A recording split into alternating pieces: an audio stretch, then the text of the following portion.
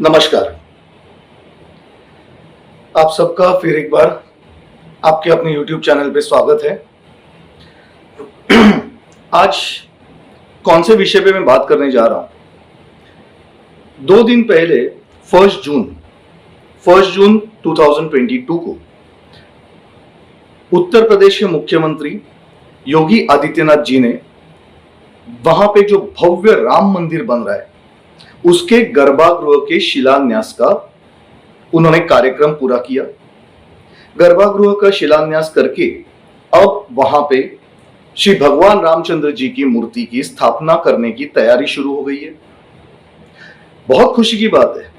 ये वो लम्हा है, ये वो पर्टिकुलर वक्त है, एक पल का इंतजार है जो हर हिंदू ने इतने सालों से, इतने शतकों से किया हुआ है।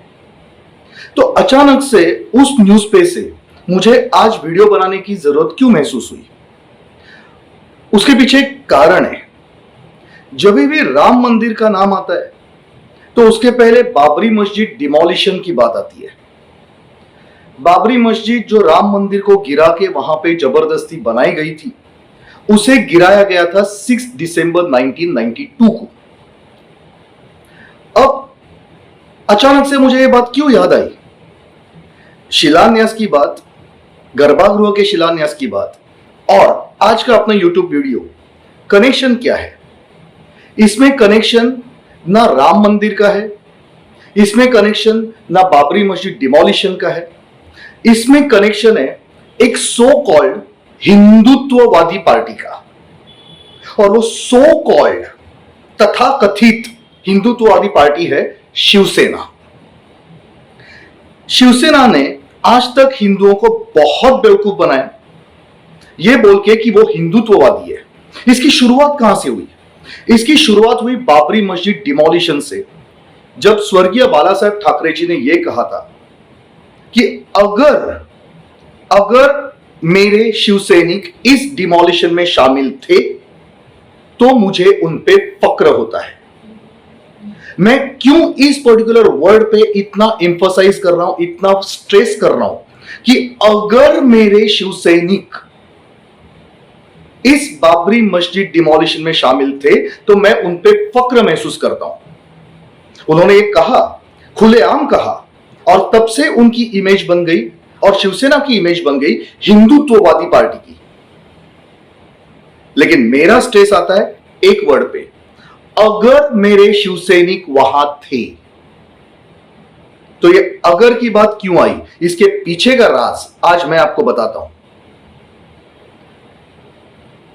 बाबरी मस्जिद डिमोलिशन में शिवसैनिक शामिल नहीं थे। शिवसेना का एक भी नेता 6 दिसंबर 1992 को बाबरी मस्जिद डिमोलिशन के वक्त वहां पे हाजिर नहीं था। आपको हकीकत बताता हुआ क्या था। शिवसेना के 3 सीनियर नेता, 3 वरिष्ठ नेता अयोध्या पहुंचे थे। मैं ना नहीं बोलता हूं। वो 3 नेता थे मनोहर जोशी, सुधीर जोशी और प्रमोद नवलकर। ये 3 नेता, शिवसेना के 3 वरिष्ठ नेता मनोहर जोशी, सुधीर जोशी और प्रमोद नवलकर अयोध्या पहुंचे थे। लेकिन अयोध्या में वहां पे कार सेवकों का बहुत बड़ा झुंड जमा हुआ था, जिसमें विश्व हिंदू परिषद, बजरंग दल और भारतीय जनता पार्टी के कार्यकर्ता थे। इतनी गर्दी थी। उत्तर प्रदेश के मुख्यमंत्री कल्याण सिंह जी ने वहां पे जितना हो सके उतने अरेंजमेंट्स किए थे। अयोध्या में जितने होटल से सब बुक हुए थे और उसके अलावा एक्स्ट्रा तंबू बनाए गए थे टेम्पररी लोगों के रहने के लिए। जब अपने 3 महान नेता, शिवसेना के 3 महान नेता प्रमोद जोशी, मनोहर जोशी जी और प्रमोद नवलकर, सुधीर जोशी, मनोहर जोशी और प्रमोद नवलकर, ये 3 नेता जब वहां पे पहुंचे तब अनफॉर्चुनेटली सब होटल्स फुल थे।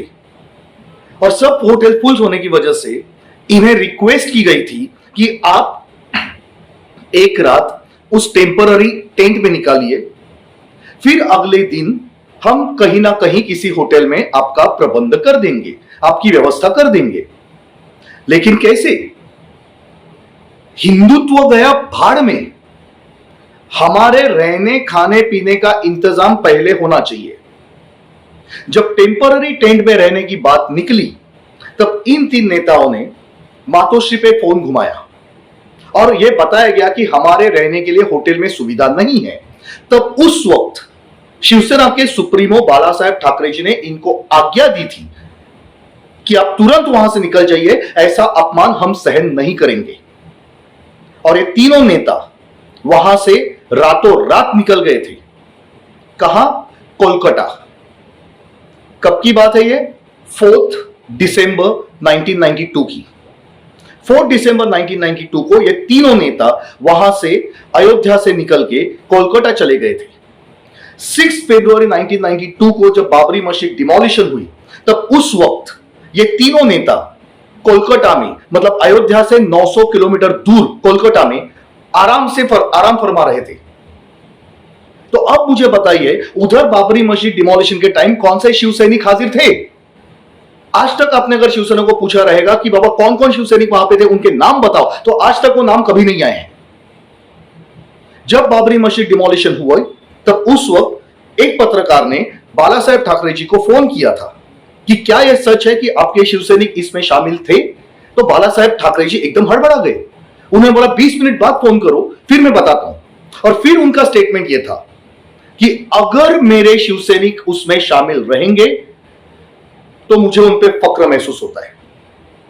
अगर आज माननीय मुख्यमंत्री उद्धव ठाकरे जी किन राजनीतिक हालातों में कितने हिंदुओं का सपोर्ट कर रहे हैं यह आपको भी पता है। पालघर में साधु मारे गए, कुछ हुआ? नहीं हुआ। आज सब आरोपी जमानत पे बाहर है, केसेस डाइल्यूट किए गए हैं। भीमा कोरेगांव केस को दबाने के लिए कितनी कोशिशें की गई हैं वो आप सबने जानी है। जो हिंदुत्ववादी होने का दावा करते हैं, जो राम मंदिर बनाने के पीछे हमारा कंट्रीब्यूशन है करके उसका क्रेडिट लेने की कोशिश करते हैं, उनकी हकीकत यह है कि इन्होंने 6 दिसंबर 92 को बाबरी मस्जिद डिमोलिशन का क्रेडिट लिया है, लेकिन कंट्रीब्यूशन कुछ नहीं है। और वैसे ये कोई नई बात नहीं है, वैसे कोई नई बात नहीं है, आज भी वही हो रहा है।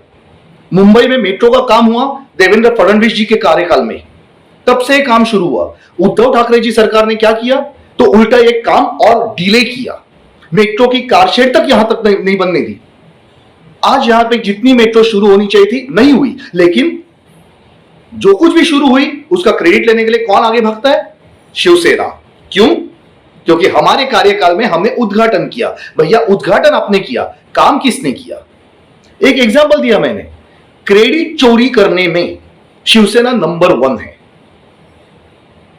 और यह मत समझिए कि मैं खाली फुकट ये इल्जाम किसी के ऊपर लगा रहा हूं। शिवसेना की ये पूरी की पूरी हकीकत अगर एक्सपोज की है तो किसने एक्सपोज की है? नेशनल हेराल्ड ने। नेशनल हेराल्ड वही मैगजीन है जो कांग्रेस का माउथपीस माना जाता है, ये आपको भी पता है। और आजकल तो वो काफी वापस सुर्खियों में भी है। क्यों सुर्खियों में है? क्योंकि उसी नेशनल हेराल्ड के स्कैम में सोनिया गांधी जी और राहुल गांधी जी को एनफोर्समेंट डायरेक्टर ने समन्स भेजा है। वही नेशनल हेराल्ड, उन्होंने ये खबर छापी थी 25 नवंबर 2018 को। आप देख लीजिए, मैंने आपको इमेजेस भी दिए हैं। ये मैं इसलिए दे रहा हूं ताकि कल कोई भी शिवसैनिक उठ के ये ना बोल पाए कि मैं झूठे इल्जाम लगा रहा हूं। ये हकीकत बयान की है नेशनल हेराल्ड ने, जो कांग्रेस का माउथपीस है। और वही कांग्रेस के साथ आज ये शिवसेना सत्ता में बैठी हुई है, किसी के पीठ में खंजर भोंक के। सिर्फ सत्ता चाहिए, किसी भी हालत में चाहिए, इसीलिए इसी कांग्रेस के साथ हाथ मिला के यही शिवसेना, यही सीएम उद्धव ठाकरे जी बड़े आराम से चीफ मिनिस्टरशिप के पद का फायदा ले रहे हैं। उन्हीं के पार्टनर कांग्रेस के माउथपीस नेशनल हेराल्ड ने यह इंफॉर्मेशन 25 नवंबर 2018 को उनके न्यूज में प्रिंट की थी। तो अगर कोई इल्जाम लगाना है, मैं ये सब शिवसैनिकों को बोल रहा हूं, अगर मुझ पे कोई इल्जाम लगाना है तो मुझ पे इल्जाम लगाने के पहले जाके केस करें उस नेशनल हेराल्ड पे, और अगर उस पे केस करने की हिम्मत नहीं है तो मेरा नाम बीच में मत लाए। मैं सिर्फ वो एक आर्टिकल आप सबके सामने ला रहा हूं जो नेशनल हेराल्ड ने छापा हुआ है। लेकिन अच्छा हुआ उन्होंने वो छापा, उन्होंने वो प्रिंट किया, उन्होंने पब्लिश किया, क्योंकि उसकी वजह से इस शिवसेना का हिंदुत्ववादी होने का जो मुखौटा है, जो बुरखा है, वो टर करके फटने वाला है। और ये जरूरी है। हिंदू बहुत बेवकूफ बन चुके हैं, बहुत आंख बंद करके सब पे भरोसा कर चुके हैं। अब अपनी हकीकत पहचाने। जो आपको बेवकूफ बना रहे उनकी हकीकत पहचाने। अगर सचमुच शिवसेना बाबरी मस्जिद डिमोलिश में शामिल थी तो स्वर्गीय बाला साहेब ठाकरे जी को यह बोलने की नौबत नहीं आती कि अगर मेरे शिव सैनिक वहां थे। उस अगर में पूरा का पूरा राज छुपा हुआ है, और बाकी वो राज पर्दाफाश किया है नेशनल हेराल्ड ने, जो कांग्रेस का ही साथी पक्ष है आज उनकी महाराष्ट्र सरकार में। मैं तो सिर्फ संदेशा पहुंचा रहा हूं आप तक। आपने अगर वो आर्टिकल पढ़ा नहीं होगा तो मैं आपको उसके बारे में जानकारी दे रहा हूं, दैट्स इट। और आशा करता हूं कि ये जानकारी आप तक बहुत अच्छे से पहुंची रहेगी। अगर आपको ये वीडियो पसंद आया तो शेयर कीजिए, लाइक कीजिए, सब्सक्राइब कीजिए। नमस्कार।